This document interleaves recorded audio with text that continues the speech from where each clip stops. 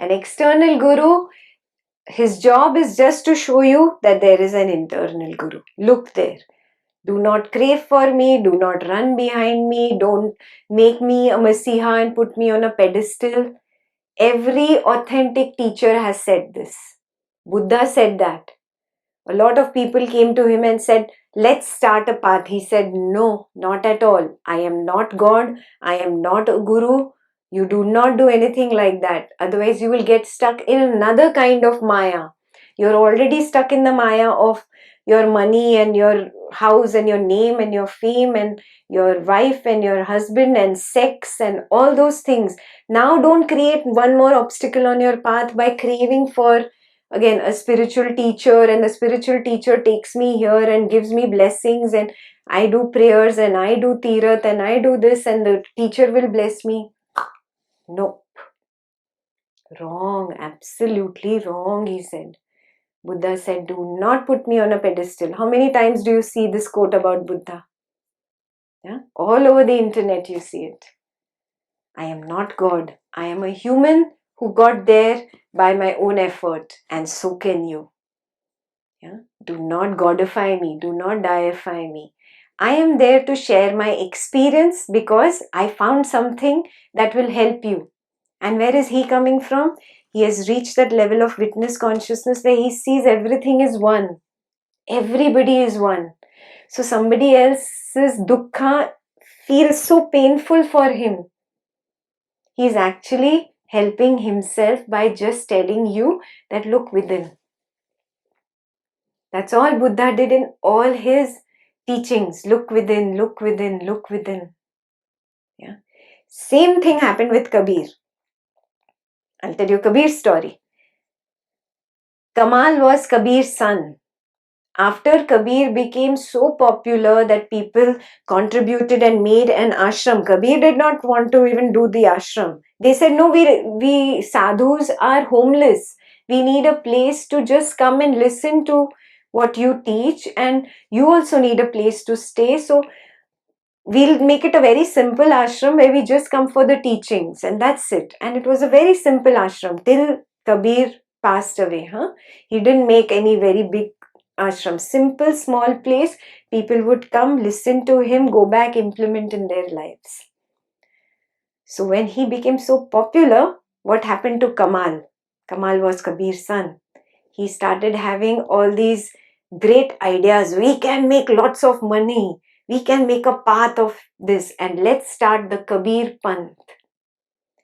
And Kabir was absolutely not. No, there will never be a Kabir Panth. At least till I am alive, there will not be a Kabir Panth. What is the meaning of Kabir Panth? Again, you are creating a section of society that now follows Kabir's teachings. And again, we are creating a divide. Oh, I am a Kabir Panthi and you are Buddha's Panthi, or you are Krishna's Panthi, or whatever. Again, we are creating a divide. Not at all. I am continuously explaining the same thing, that we need to drop the divides. This is an absolutely wrong way to go. Kamal did not listen to him. Kamal said, think about the money that can come in. All my life I have led a poor person's life just because my father does not want to take money. So Kabir was very strong about it.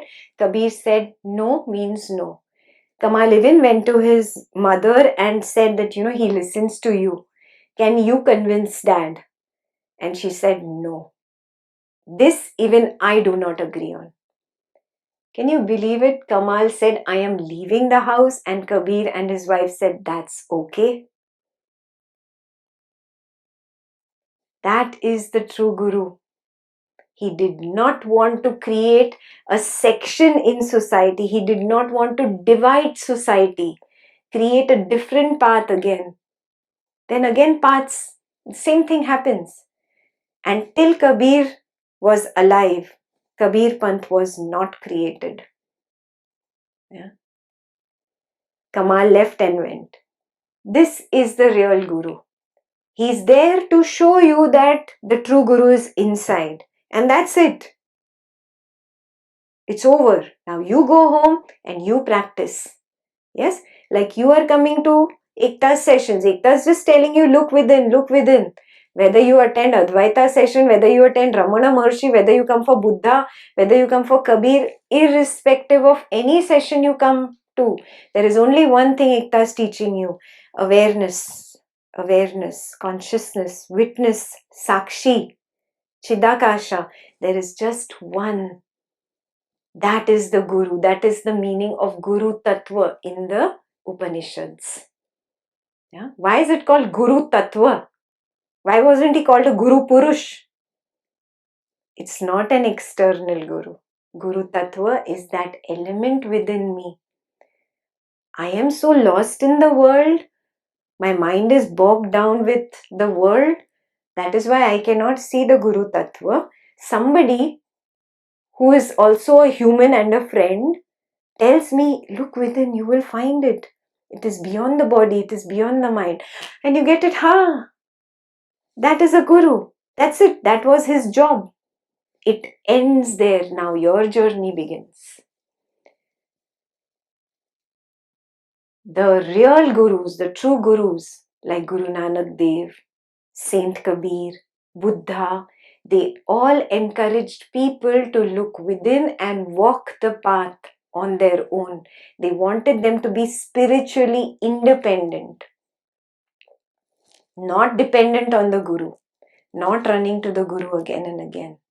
Yeah, not getting lost in the name and fame and the fun around the Guru. No. Within. Find the Guru Tattva within. That is the function of an external Guru. Very clear?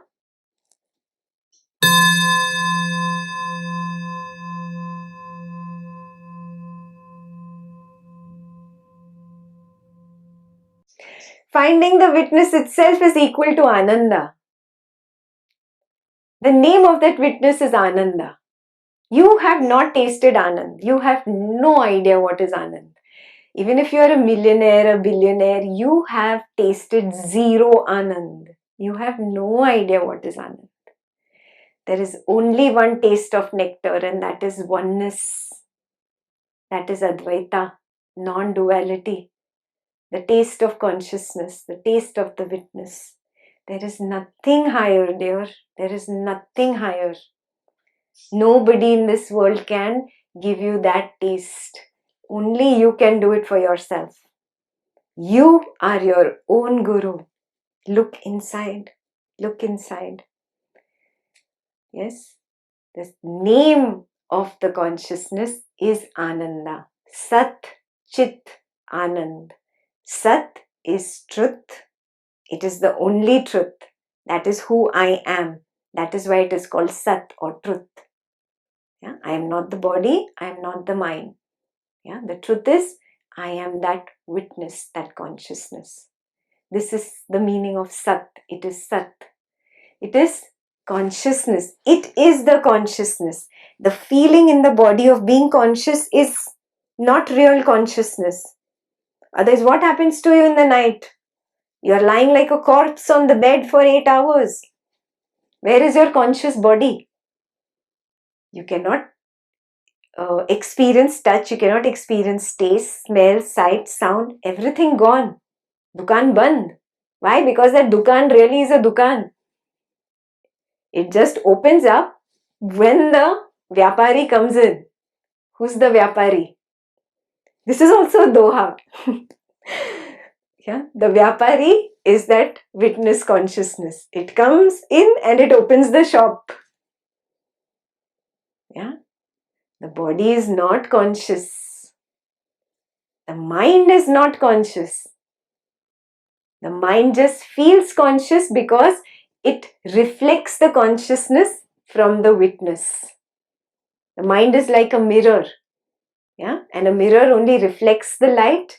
Like that only the mind reflects the consciousness and does not just reflect it to itself, it reflects into this body, and that's why the body and mind feel conscious. But when you go to the deep sleep state, dukan ban, even of your mind. The shop is closed. Why? Vyapari is not there. The shopkeeper is not there. So when you feel chit or you feel conscious in the body or mind, it is a borrowed consciousness from the witness. The witness itself is consciousness. That is the meaning of chit. And Anand, the moment you recognize that witness consciousness, it is just bliss. It is peace. There is no graph moving up and down, up and down. And I'm explaining this graph, I think, the umpteenth time in my sessions. The graph going up is excitement. The graph going down is depression. This is not happiness. Yeah? Happiness or real, true happiness is a straight line, a quiet peace, like an absolutely quiet, serene lake that does not move, that does not have a ripple. Yeah? You are thirsting to be like that.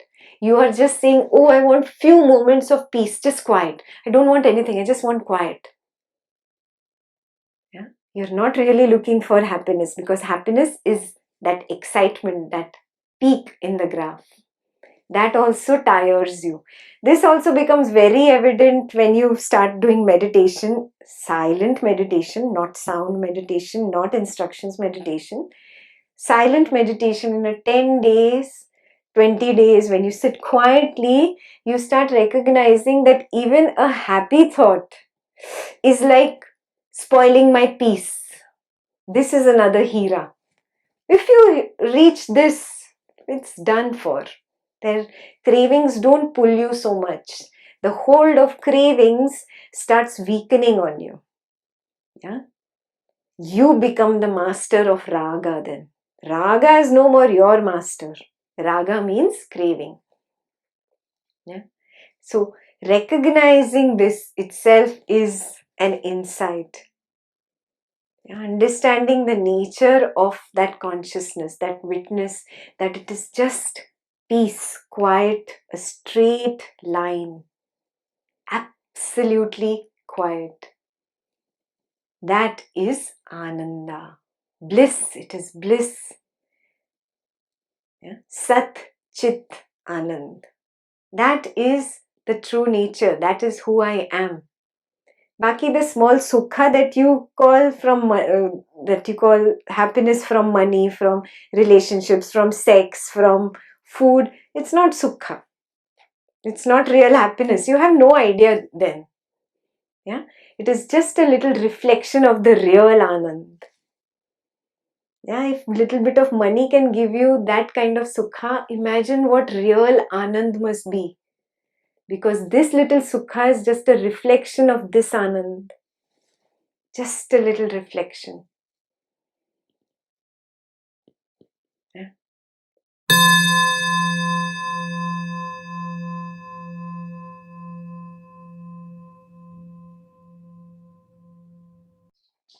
Again, like I already described, there are levels. The level of the mind and the level of the witness consciousness. The answer is not going to change. At the level of the mind, if you are agitated, then what? You have to take care of that agitation at the level of the mind. Then you do whatever, your japa, your tappa, your shwasa, whatever works for you, you do. No problem. Very well knowing that this is not the highest truth. Yeah? Otherwise, you'll feel deceived after 10, 20, 30 years when you wake up and you realize, why wasn't I told this thing? Very clearly, Kabir is telling you there is something higher. Yeah? You do your yoga for your body, you do your pranayam for the breath, you do your japa and tapa and whatever for your mind, your meditation, your music, prayer, seva. He's not saying that is wrong. All he's saying, it is all at the level of the body and the mind. For somebody who cannot see himself beyond the body and beyond the mind, he needs something at the level of the body and the mind, no? Then he walks the path for some time. His mind and body becomes very calm and he realizes, oh, there is a higher level. There is a witness that is witnessing this body. There is a witness that is witnessing this mind. So now we move to that higher level understanding. Yeah, it is just 1 second, 1 second ka talash. Yeah, it is the search of 1 second. It is not a path that will take ages for you to get to. Once you are there, of course, in the void, there is a different journey. You enjoy that void. And that void itself is so beautiful. There is no description of that journey in the void. The journey to the void has been described by Ashtavakra. We did Advaita Vedanta weekend last month. In Drigdrishya Vivekam, properly it has been described how to get to the void. Step-wise it has been described. Yeah, Adi Shankara was the best in describing how to get to the witness. And somebody sent me that question, so here I am answering it for you. Your question was, I have reached the void. Now what about the journey within the void? Congratulations for getting there, first of all. Now the journey within the void begins. Yes. And the journey within the void is indescribable. There's nothing to describe there. That is why poems were used. Yes. It is just truth, Sat. It is just consciousness, Chit. Yeah? And it is just bliss, Ananda. There is no description of Sat Chit Ananda. There cannot be, because it is beyond the mind. That journey is beyond the mind. Yeah? So it cannot be phrased into words that the mind can even describe. That is why it is transcendental. It is beyond. Transcendental literally translates as that which is beyond, that which transcends the level of the mind. Yeah? It is indescribable. You can just go through it. Yes, if you reach there, please keep communicating with me. It's very lonely on this side. There's nobody to communicate. This also has a song, in Kabir's Dohas. It's so amazing. The song is Milo re milo koi mara desara. Wahan ki baata karanga ji. Somebody from that des, that land, the land of the void, please meet me so that we can converse, we can talk about two things. I cannot converse with people who are lost in the body and the mind. I have gone to that base. I have gone to that level. Now, in that base, it's just the void. And how can the person stuck in body and mind understand the void? So there is nothing, no conversation for me. I'm very lonely here. Please come, oh dear, if you have reached that base, come to me and let's sit and talk about it. It's such a moving song, it moves you to tears, definitely. Yeah, so we'll do that in a separate session. Yeah, but it is a thirst, the thirst that develops when you get there, and it cannot be described. How can you describe nothingness? And you just want to meet another person who shares the same nothingness. Yeah. You just want to be in the company of that person. That is the real meaning of satsang. That is the authentic translation of satsang, the company of the truth, the company of that void, and meeting somebody else who has experienced that void. It's just a delight for me to speak to some people. Yeah. Some of them just come on a one-on-one. I have nothing to say. That's fine. Just talk.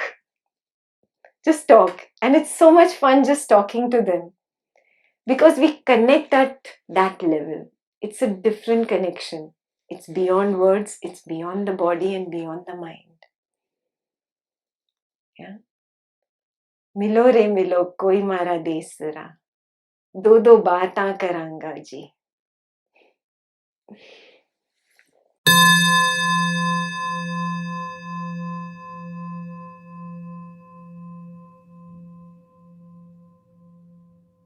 Kabir's path is the path of Advaita Vedanta. Kabir's path is not the Bhakti path. Yes, not the Bhakti path. It is Advaita Vedanta. A special category of Advaita Vedanta is Vishishta Advaita Vedanta. In Vishishta Advaita Vedanta, there is that teaching of the fake I, which is body, mind, intellect, memory, and ego. That is the fake I, F-A-K-E, jhoot, jhoota I, fake I. The fake I has to all the time bow down to the real I to be able to experience the non-duality. Yes, that is why it is called bhakti. It is not the regular bhakti that people really think. In fact, Kabir himself was a teacher to his guru. We will do the sutras, the dohas tomorrow, where the guru touches the feet of the disciple. Yeah. So he himself was the teacher of the guru he went to. Yeah. This is another level altogether.